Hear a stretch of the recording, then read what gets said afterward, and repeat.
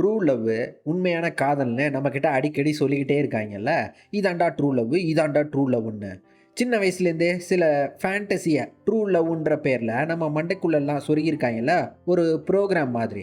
இன்னைக்கு நம்ம அப்படிப்பட்ட ட்ரூ லவ்வுன்றது ஆக்சுவலா அது ஒரு ஃபேண்டஸி. ட்ரூ லவ்வுன்றத கான்செப்ட்டே ஒரு டெமாட்டிசைஸ்டு ஃபேண்டஸின்ற உண்மைய இந்த படத்த பார்த்தாலே நமக்கு தெரிய வருங்க. படத்தோட ஸ்டார்ட்டிங்லேயே ரியல் லைஃப் ஸ்டோரின்னு போர்டை போட்டு தான் படத்தை ஆரம்பிக்கிறாங்க. அங்கே ஒரு பொண்ணு வாய்ஸ் ஓவரில் சொல்லுதுங்க. என்னன்னா, இந்த உலகத்தில் ஒரு சராசரி மனிதன் 27,375 நாள் ஆவரேஜாக ஒருத்தன் உயிர் வாழ்கிறான்னு வச்சுக்கோங்க. அதுவும் லக்கு இருந்தால் தான் அந்த 27,375 நாள், இல்லைன்னா ஒன்றுலேயே அப்படியே காலி தான். அவ்வளோதான் நமக்கு கிடைக்கும். அந்த 27,375 அப்போனா கூட்டி பார்த்தா எவ்வளோ வருஷங்க? எப்படின்னா, ஒரு வருஷத்துக்கு 375 நாளா? அப்போனா 1000ன்னா 3 வருஷம். அப்போனா 10,000 வருஷம்னா 30. அப்போனா 20,000ன்னா 60 வருஷமா? அப்போனா 27,375 நம்ம ஒரு தோராயமா ஒரு 65 வருஷம்னு வச்சுப்போம். அ யப்பா! ஆவரேஜா லைஃபே 65 வருஷம் வருதேய்யா! பரவாயில்லையே! அதுலயும் நீங்க பார்த்துருக்கீங்களா? இந்த பெஸ்ட் மொமெண்ட்ஸ்ன்னு ஏதாவது நடந்தா மட்டும் தான், அத மட்டும் தான் நம்ம அப்படியே ஞாபகம் வச்சுப்போம். மத்த நாட்கள்லாம் வேஸ்ட்டு, போரிங்ன்னு அதெல்லாம் பெருசா அந்த அளவுக்கு இல்லன்னு, அந்த மத்த நாட்களெல்லாம் நம்ம அந்த அளவுக்கு அப்ரிஷியேட் பண்ண மாட்டோம் இல்லையா? அ இவளும் அப்படிப்பட்டவ தாங்க. இவளுக்கு வாழ்க்கையே அப்படியே ஒரு மாரி ஸ்பான்டேனியஸா வாழணும்னு ஆசை. அதாவது ஸ்பான்டேனியஸ்னா எந்தவித பிளானிங்கு, இந்த அனலைஸ் பண்ணிக்கிட்டு, ஸ்ட்ராட்டஜைஸ் பண்ணிக்கிட்டு, இந்த மாதிரி யோசிச்சுக்கிட்டு, இந்த யோசனையே இருக்கக்கூடாது. அப்படியே பட்டுன்னு எப்படின்னா, இந்த கருமம் எதுவுமே இல்லன்னா டக்கு டக்குன்னு அப்படியே எப்படின்னா ஸ்பாட்ல நம்ம மண்டைக்குள்ள என்ன தோணுதோ, அப்படியே டக்குன்னு பேசிக்கிட்டு, அத டக்குன்னு அப்படியே செஞ்சுக்கிட்டு, அந்த மாதிரி இவளுக்கும் வாழணும்னு ஆசைங்க. இருந்தாலும் அந்த மாதிரியெல்லாம் ஸ்பான்டேனியஸா அப்புறம் கொஞ்ச நாளுக்கு அப்புறம் வாழ்ந்துக்கலாம். எப்படின்னா, ஒரு 30 வயசு வரைக்கும் இப்படி வாழ்ந்துகிட்டு, கொஞ்சம் லேட்டா அத கொஞ்சம் லேட்டா பார்த்துக்கலாம் அப்படின்னு தள்ளி தள்ளி போடுற மாதிரி, அந்த ஸ்பான்டேனியஸா இவளுக்கு புடிச்ச மாதிரி வாழ்றத லேட்டா வாழ்ந்துக்கலாம். அதுலயும் இவன் இந்த லைஃப் எக்ஸ்பெக்டன்சி வச்சிருக்கா இல்லையா? ஒரு ஆவரேஜா ஒரு சராசரி மனிதன் இவ்வளோ நாள் வாழ்றான். அதுவும் 65 வருஷம்னு வந்து இருக்கு இல்லையா? அதனால இவளே மனசுக்குள்ளேயே இவளே ஒரு மனக்கணக்கு போட்டிருக்கா. எப்படின்னா 30 வருஷம் இந்த மாதிரி பிளான் பண்ணி, இந்த மாதிரி ஒரு இந்த வாழ்க்கைய வாழ்ந்துகிட்டு, அப்புறம் அதுக்கப்புறமா ஸ்பான்டேனியஸா அந்த ட்ராவலு, கீவல்னு அதுக்கப்புறம் காதலு, இதெல்லாம் கூட லேட்டா பண்ணிக்கலான்னு ஒரு வாழ்க்கையவே அப்படியே வாழ்க்கையவே பிளான் மாதிரி மண்டைக்குள்ள ஷெட்யூல் பண்ணி வச்சிருக்காங்க. அங்க இந்த படத்தோட பேர காட்டுறாய்ங்க. ஆல் மை லைஃப் அப்படின்னு. இவ பேரு ஜென்னுங்க. ஜென்னுக்கு 2 பெண் தோழிகள் இருக்காளுக. வழக்கம் போல தாங்க. ஃப்ரெண்டுங்கனாலே ஹீரோயின விட அழகு கம்மியாவும் இருக்கும் இல்லையா? இங்கேயும் அப்படிதான். ஃப்ரெண்டுங்க 2ம் பார்க்க குண்டாவும், இவ மட்டும் பார்க்க நல்லா வடிவா இருக்கா. ஜென்னு அவ ஃப்ரெண்டுகளும் சேர்ந்து பார்ல ஒண்ணா குடிச்சுக்கிட்டு பேசிட்டு இருக்க. அங்க பார்லயே ஒரு பையங்க அப்படியே பார்க்குறான். ஜப்பான்காரன் மாதிரியே இருக்கான். அவனும் நம்ம ஜென்னும் அப்படியே பார்த்த வண்ணத்திலேயே 2 பேத்துக்கும் உள்ளுக்குள்ள ஒரு ஸ்பார்க் வந்தாப்புல இருக்கு. அப்போ அங்க இவளுக கிட்ட ஒரு கருப்பினத்த சேர்ந்தவன் வந்து வந்து பேச்ச போடுறான். அப்போ ஃப்ரெண்டுக்காரி என்னன்னா, "ஏய் தம்பி நாங்க 3 பேர் இருக்கோம்யா" அப்படின்னா, அவங்க அவனோட ஃப்ரெண்டுகள கூப்பிட, அங்க இதோ இந்த ஜென்ன பார்த்து சைட் அடிச்சான்ல அந்த ஜப்பான் பையன், அவனும் வர்றான். ஜென்னுக்கு இந்த 3 பேத்துலயே இவன தாங்க புடிச்சிருக்குது. அவளாவே இவன்ட்ட போய் பேச்ச போடுறா. இப்ப இந்த ஜப்பான் பையன் பேரு சோலாம்ங்க. சோல். சோலுக்கும் ஜென்னுக்கும் நல்லா ஒரு மாதிரி இந்த ஃபர்ஸ்ட் மீட்டிங்லேயே நல்லா அமைஞ்சு போச்சுங்க. இப்போ மறுநாளும் அதுக்குன்னு காலையில அங்க ஜென்னு சோலோட ஜாக்கிங் வந்திருக்கா. அங்க 2 பேரும் அப்படியே சிரிச்சு சிரிச்சு பேசிக்கிறாய்ங்க, குழஞ்சுக்கிறாய்ங்க, அப்படிங்கிறாய்ங்க, இப்படிங்கிறாய்ங்க. இவனும் தன்னோட ஃப்ரெண்டுகள கடைசியா அறிமுகப்படுத்தி வச்சுட்டு அப்படியே பேசுறான். சோல் வந்து டிஜிட்டல் மார்க்கெட்டிங் கம்பெனில இந்த சேல்ஸ்மேனா வேலை பார்க்குறாப்புல. இந்த எங்கெங்கெல்லாம் அந்த மக்களோட லொக்கேஷன் எல்லாம் ட்ராக் பண்ணி, அவங்கள புடிச்சு வியாபாரம் பண்ணுவாங்க இல்லையா? அந்த மாதிரி வேலை தாங்க நம்ம ஆளு. இவன் ஆனா ஆளுக்கு பார்த்தீங்கன்னு வச்சுக்கோங்களேன், நல்லா சமைக்க தெரியும். நல்லா பயங்கரமா சமையல் பண்ணுவாப்புல. சமையல்ல பயங்கரமா இன்ட்ரெஸ்ட் இருக்கு. ஃப்ரெண்டுக்கெல்லாம் இவன் தாங்க சமையல்ல பிசினஸ்லலாம் ஐடியா குடுக்குறாப்புல. "டேய் தம்பி, இதில கொஞ்சம் நெய்ய தூக்கலா போடு, அதில கொஞ்சம் வெண்ணெய தூக்கலா போடு" அப்படி இப்படிங்கிறான். இங்கிட்டு ஜென்னு இவள பத்தி சொல்லணும்னா, இவ வந்து சைக்காலஜில மாஸ்டர் டிகிரி பண்ணிட்டு இருக்காங்க. இப்போவே தெரபிஸ்ட்டா இருந்துட்டு இருக்கா. தெரபிஸ்ட்டா வேலை பார்த்துக்கிட்டு, கூடவே மேல் படிப்புக்கும் படிச்சுக்கிட்டு இருக்கா. அப்புறம் இவ தாங்க அடுத்த கட்டமா என்ன பண்ணுவாய்ங்க, இவங்களுக்குள்ள தெரியும் இல்லையா உங்களுக்கு, என்னென்னா வெளில ஊரெல்லாம் சுற்றிக்கிட்டு ஒருத்தர் ஒருத்தர் தனக்கு என்னெல்லாம் பிடிக்கும் பிடிக்காதுன்னு எல்லாத்தையும் சொல்லி பேசி கீசி க்ளோஸ் ஆகிப்பாங்க இல்லையா. கடைசியாக காதலையும் யாரோ ஒருத்தர் சொல்லணும். அது கண்டிப்பாக மேக்ஸிமம் பையனாக தான் ஃபஸ்ட்டு காதலை சொல்லுவான். பொண்ணு நல்ல பொண்ணு வேஷம் போட்டுக்கிட்டு அந்த காதலை அப்படியே அக்செப்ட் பண்ணிக்கும்ல. இவங்களும் அதே கர்மம் தாங்க. அப்படி தான் காதலை பயங்கர வீரியமாக அப்படியே மலர்ந்துக்கிட்டு இருக்கு. எப்படின்னா சோலு இவன் வேலை பார்க்குற அந்த டிஜிட்டல் மார்க்கெட்டிங் கம்பெனியில் இவனுக்கு பயங்கரமாக அப்படியே மென்டல் டார்ச்சர் கொடுக்குறாங்க. அதுக்குன்னு இப்போ வந்து ஜென்னுட்ட வந்து புலம்பிட்டுருக்கான். அங்கே ஜென்னு சொல்லிடுறாங்க, டேய் வேலையை விட்டுடுறா, சமைக்க வந்து செஃப்பு கிஃப்னு போய் பாடுறா அப்படின்னு. அப்போ சோலு இந்த மாதிரி வேலையை விட பயப்படுறான். எப்படின்னா ஏன்னா வாழ்கிறதுக்கு காசு வேணும் இல்லையா, அதுக்குன்னு வேலையை விட பயப்பட அங்கே ஜென்னு தாங்க, டேய் நான் பார்த்துக்கிறேன், உன்னோட செலவெல்லாம் 2 மாதத்துக்கு என்னால் மேனேஜ் பண்ணிட முடியும், நீ அதுக்குள்ளே சமையல் வேலையில் ஏதாவது பார்த்துக்கலாம் அப்படின்ற மாதிரி. ஏன்டா இந்த டைம் போதாதாடா உனக்கு அப்படின்னு கேட்க, சோலுக்கு இங்கே தனக்கு ரொம்பவே வேலையை பிடிச்சி அந்த செய்ய போகிறதுனால சோலுக்கு உள்ளுக்குள்ளே அவ்வளோ சந்தோஷங்க. கூடவே அப்போது அந்த அவனோட நண்பர்களும் அவங்க என்னென்னா எப்போ தேவைன்னாலும் சோலுக்கு உதவியாக அவங்க கூடவே எப்போவும் உறுதுணையாக ஒன்றா நிற்கிறாங்க. இங்கேங்க சோலு ஜென்னோ இப்போ ஒன்றா ஒரு மாதிரி கல்யாணமே எப்படின்னா கல்யாணம்லாம் எதுவுமே பண்ணிக்காம ஒன்றாவே இந்த லிவிங் டுகெதரில் அப்படியே வாழ்க்கையை வாழ ஆரம்பிச்சிட்டாங்க. அடுத்ததா அப்புறம் கொஞ்சம் நாட்கள் அப்புறம் இந்த ஜென்னு அவள் ஃப்ரெண்டோட ஒன்றா அங்கே கடையில் பேசிக்கிட்டு இருக்கப்ப அதில் ஒரு ஃப்ரெண்டுக்காரி சொல்கிறாங்க, என்னென்னா இவளோட ஃப்ரெண்டு ஒருத்தங்க ரெஸ்டாரண்ட்டை வச்சுருக்காங்களாம். ஸோ நம்ம ஒரு தேங்க்ஸ் கிவிங் மாதிரி ஒரு பார்ட்டி வைப்போண்டி, நானும் என் ஃப்ரெண்டு அந்த ரெஸ்டாரண்ட் ஓனரை கூப்பிட்றேன், நீயும் உன் வீட்டில் இந்த சோலை சமைக்க சொல்லு, அவன் குக்கிங்கில் கண்டிப்பாக அவங்க பிடிச்சி போயிடும் அப்படின்னு சொல்ல ஜென்னுங்க இப்போ அவள் ஃப்ரெண்டு சொன்னாப்புல பார்ட்டி வைக்கிறா அவள் வீட்லேயே. அங்கே அந்த ரெஸ்டாரண்ட் ஓனரையும் அவள் ஃப்ரெண்டுக்காரி கூப்பிட்டு வந்திருக்காப்புல இருக்கு. சோலோட சாப்பாட்டை தின்னுவிட்டு, டேய் ராசா எங்கடா இருந்த நீ கண்டிப்பாக என் ரெஸ்டாரண்ட்டில் வந்து வேலை பார்க்கணுண்டா அப்படின்னு சோலை வேலைக்கு கூப்பிட்றாங்க. நீ எவ்வளோ சம்பளம் வேணாலும் கேளு நான் தர்றேன் அப்படின்ற மாதிரி கூப்பிட்றாங்க. அப்புறம் இங்கே பார்ட்டி இல்லைங்க, சோலோட ஃப்ரெண்டுகள்லாம் நல்லா ஜாலியாக ஒன்றா ஃபன் பண்ணிக்கிட்டு அப்புறம் அங்கே சோலுங்க ஜென்னுக்கு தெரியாமல் அவங்கள்ட்டலாம் ஏதோ பேசுகிறான், ஏதோ முனமுனன்னு முனகிட்டு. இப்போ மறுநாள் ஜென்னு ஜாக்கிங் வந்திருக்கா. அங்கே சோலு திடீர்னு அவன் பாட்டுக்கு திடீர்னு பாடுறான்.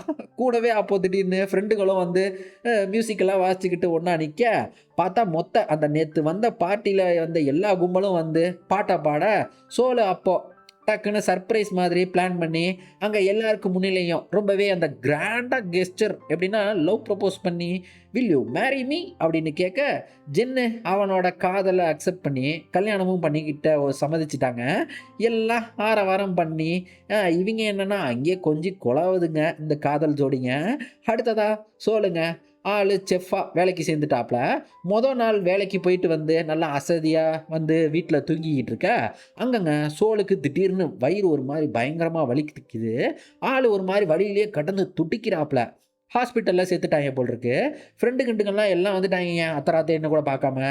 அங்கங்க டாக்டர் சொல்கிறாப்புல இந்த மாதிரி சோலுக்கு கேன்சரு, லிவர் கேன்சருன்னு, அதையும் ஆப்ரேஷன் பண்ணி கேன்சர் வந்த அந்த லிவரை மட்டும் அப்படியே வெட்டி எடுத்துட்டாங்க போல் இருக்கு. அப்புறம் ஒரு வாரம் கழித்து ஹாஸ்பிட்டலில் இவனுக்கு ரிசல்ட்டு, ஸோ கேன்சர் ரிசல்ட் வந்திருக்கு வாங்க அப்படின்னு சொல்லி கூப்பிட்ருக்காங்க போல் இருக்கு. இவங்க போய் பார்க்குறாங்கங்க. அங்கே டாக்டரு அவர் நல்ல சிரிச்ச முகத்தோட சொல்கிறாப்புல, ஏய் எல்லாம் நல்ல செய்தி தான்யா, ஒன்றும் பயப்படுறதுக்கு இல்லை, எல்லாம் நல்ல நியூஸ் தான், லிவர் பழையபடி நல்லா வளர்ந்துக்கிட்டு இருக்குது, நீங்களும் சோலும் எப்போ வேணால் கல்யாணமே பண்ணிக்கலாம் அப்படின்னு சொல்ல அங்கங்க சோலுக்கு அப்படியே கையும் ஓடலை காலும் ஓடலைன்ற மாதிரி அவனுக்கு அவ்வளோ சந்தோஷம். ஆள் நல்லா பாட்டுக்கிட்டு போட்டு பயங்கரமாக செலிப்ரேட் பண்ணிக்கிட்டு ஆடிக்கிட்டு ஒன்றா கூத்தடிச்சுக்கிட்டு அப்புறம் ஆள் இங்கே நாட்கள் போக போங்கங்க சோலோட குக்கிங்கு ரெஸ்டாரண்ட்டில் சக்க ஹிட்டு. எப்படின்னா ஊருக்குள்ளே இருக்க மக்கள் எல்லாத்துக்கும் சோலோட சாப்பாட்டை அப்படியே விரும்பி அப்படியே ஆர்டர் போடுறாங்க. அவளுக்கு இங்கே சோலோட இந்த இவன் செஃப்பாகவே ரொம்பவே சீக்கிரமாக பிரபலமாகிட்டான். ஆள் ஊருக்குள்ளே பெரிய செஃப்பாகவே ஆகிட்டாப்லாங்க. அப்புறம் சோலும் ஜென்னும் கல்யாணம் பண்ணிக்க இதோ இந்த இடத்த தான் சூஸ் பண்ணியிருக்காங்க போல் இருக்கு. காதலர்கள் 2 பேர்த்தோட வாழ்க்கையும் ஒரு மாதிரி ரொம்பவே சந்தோஷமாக எப்படின்னா கல்யாணத்தை நோக்கி போய்கிட்டு இருக்கப்போ ஒரு மாதிரி சந்தோஷம் இருக்கும் இல்லையா, அந்த மாதிரி தாங்க. ஒரு மாதிரி இந்த பட்டாம்பூச்சி ஸ்டேஜ்லேருந்து அந்த லாவா ஸ்டேஜுக்கு மாறுற அந்த ஸ்டேஜில் இவங்க இருக்காங்க. அதுக்குன்னு இவங்க உள்ளுக்குள்ளே அவ்வளோ சந்தோஷங்க. இருந்தாலும் உள்ளுக்குள்ளே அந்த கேன்சர் வேறு வந்துருச்சுன்னு இவங்களுக்கு பயம் வேறு இருக்குது. அது என்ன ஆக போகுதுன்னு வேற தெரில. இருந்தாலும் ஒரு நம்பிக்கையில் ஒரு டாக்ஸிக் ஹோப்பில் வச்சுக்கிட்டு எல்லாம் சரியாயிரும் அப்படின்ற மாதிரி வாழ்ந்துக்கிட்டு ஓட்டிக்கிட்டு இருக்காங்க. இப்போங்க இப்போன்னு பார்த்து கேன்சரு மறுபடியும் வந்துருச்சு. இங்கே சொல்லிவிட்டாங்க ஹாஸ்பிட்டலில். டாக்டர் சொல்லியிருக்காரு போல் இருக்கு, இந்த மாதிரி கேன்சர் வந்துருச்சு, மேக்ஸிமம் 6 மாதம் தான் டைமே கொடுத்துட்டாங்க. கேன்சருக்கு ட்ரீட்மெண்ட் பண்ண சொல்லி கீமோன்னுலாம் வர சொல்லியிருக்காங்க. அங்கங்க ஜென்னுக்கு கடந்த அழுது துடிக்கிறா. எப்படின்னா இப்போது நம்பிக்கை எல்லாம் செத்து போயிடுச்சேன்ற மாதிரி. அங்கங்க இந்த உண்மை காதல் ட்ரூ லவ்வை பார்த்தீங்களா எப்படின்னு? இதோ இந்த சோல் பைய தனக்கு கேன்சர்னு தெரிஞ்சோம் சொல்கிறான் பாருங்க. ஹே ஹே பேபி, நான்லாம் சாவியே தோக்கடிச்சிட்டு வருவேம்மா, நான் இந்த கேன்சரையே தோக்கடிச்சிட்டு உனக்காக திரும்ப வருவேன் அது இதுன்னு டாக்ஸிக் ஹோப்பில் ஜென்னுக்கு நம்பிக்கையை கொடுக்குறாங்க. இங்கிட்டு இவ இவ சொல்லணும்ல, ஏன்டா டேய் இல்லைடா நீ செத்து போயிட்டேன்னா அதுக்கப்புறம் நான் என்ன பண்ணுவேன், வேணாண்டா அவள் சொல்லணும்ல.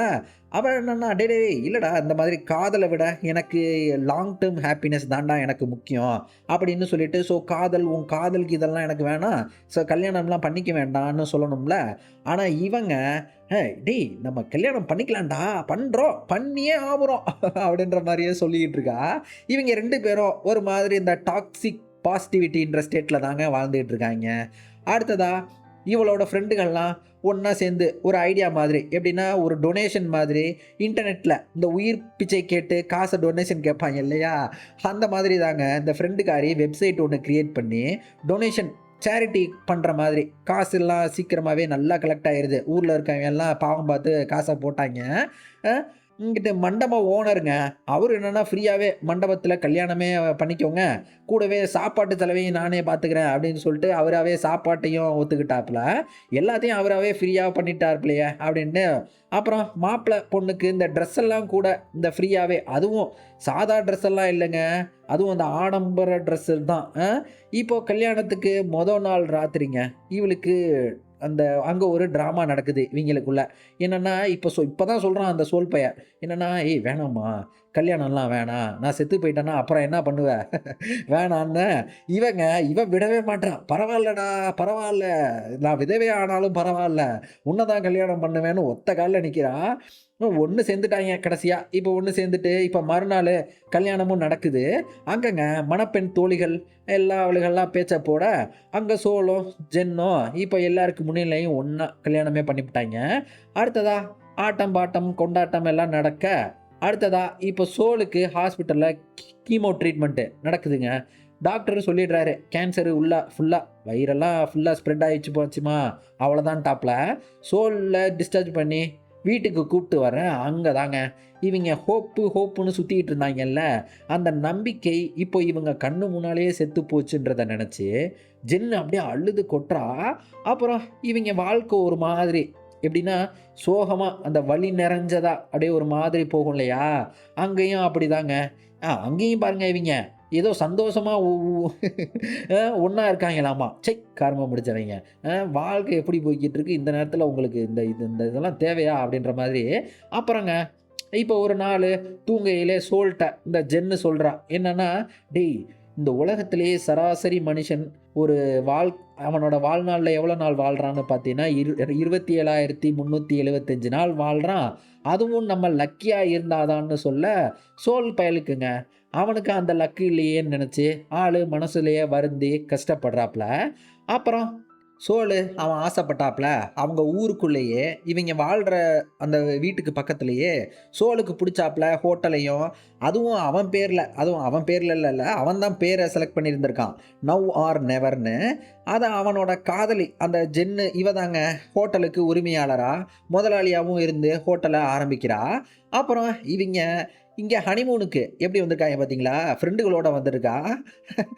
அங்கிட்டு சோலு அவன் என்னன்னா, அவன் ட்ரீட்மெண்ட்டு அந்த கேன்சர் ட்ரீட்மெண்ட் பார்த்துட்டு இருக்க, இவன் மட்டும் தனியா தாங்க வந்திருந்திருக்கா. அப்போ ஜென்னுக்கு இவன் இந்த மாதிரி வீடியோ மட்டும் அனுப்பியிருந்திருக்கான். "Thank you.